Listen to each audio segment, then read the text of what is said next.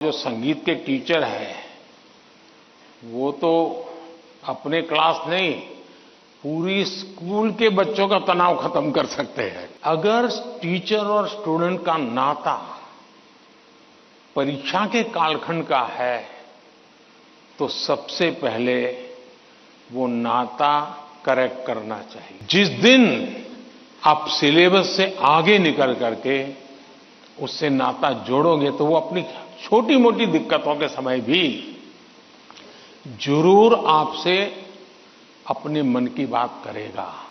पहले तो मैं समझता हूं जो संगीत के टीचर हैं वो तो अपने क्लास नहीं, पूरी स्कूल के बच्चों का तनाव खत्म कर सकते हैं।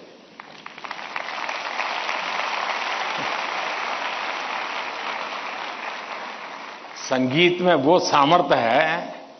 हाँ, अगर हम कान बंद कर करके संगीत में बैठे हैं, कभी कभी ऐसा होता है कि हम होते हैं, संगीत बज तो रहा है लेकिन हम कहीं और होते हैं और इसलिए हम उसका आनंद अनुभव नहीं कर पाते हैं।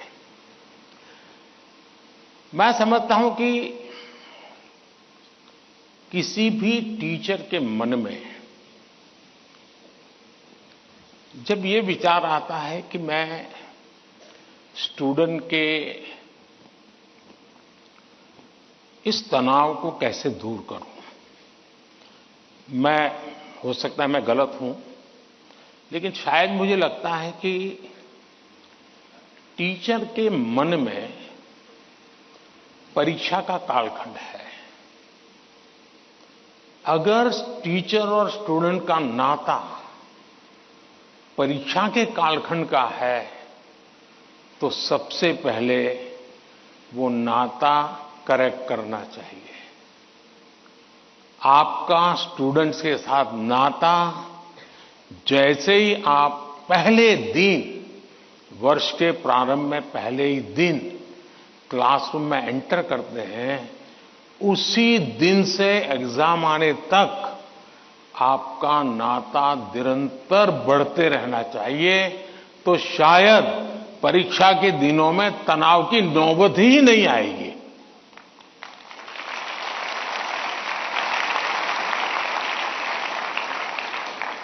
आप सोचिए, आज मोबाइल का जमाना है,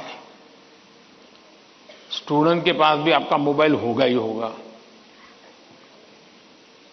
क्या कभी किसी स्टूडेंट ने आपको फोन किया है, कॉल पर कांटेक्ट किया है कि मुझे ये तकलीफ हो रही है, मैं चिंता में हूं? कभी नहीं किया होगा। क्यों? क्योंकि उसे लगता ही नहीं है कि मेरी जिंदगी में आपका कोई विशेष स्थान है। उसको लगता है कि आपका मेरा नाता सब्जेक्ट है, मैथ्स है, केमिस्ट्री है, लैंग्वेज है।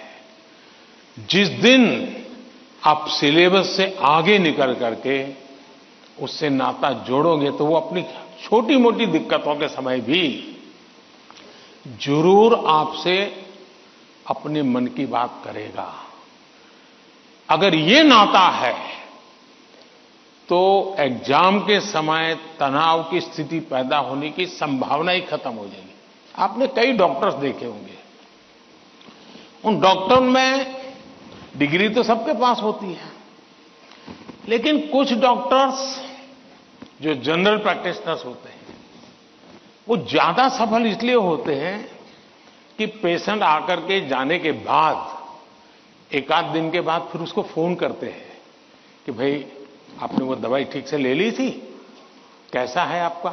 वो दूसरे दिन अपने अस्पताल आएगा तब तक इंतजार करने के बजाय बीच में एक आध बार बात कर लेते हैं और वो बॉन्डिंग होता है ना, वो उसको आधा ठीक कर देता है। आप में से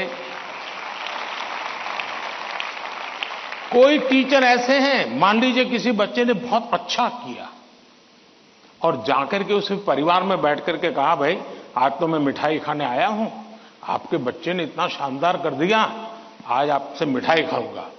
आपको कल्पना आती है कि उस मां बाप को जब आप बच्चे ने तो बताया ही होगा घर में जाकर के कि आज मैं ये करके आया हूं, लेकिन एक टीचर खुद जाकर के अगर बताता है तो उस परिवार में टीचर का आना, टीचर का बताना उस बच्चे को भी ताकत देगा और परिवार भी कभी कभी और कुछ सोचता होगा। जब टीचर ने आके कहा तो परिवार भी सोचा है, यार मेरे बच्चे में ये तो शक्ति हमें मालूम नहीं थी, लेकिन टीचर ने जो वर्णन किया वाकई हमें थोड़ा ध्यान देने की जरूरत है।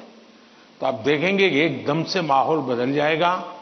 और इसलिए पहली बात यह है, परीक्षा के समय तनाव दूर करने के लिए क्या करना, उसके लिए तो मैंने बहुत कुछ कह चुका हूं, मैं उसको रिपीट नहीं करता हूं।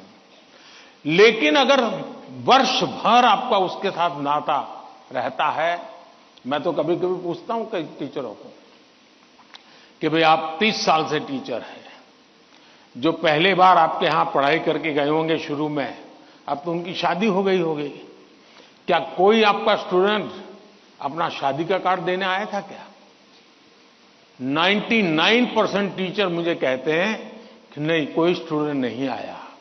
मतलब हम जॉब करते थे, हम जिंदगी नहीं बदलते थे।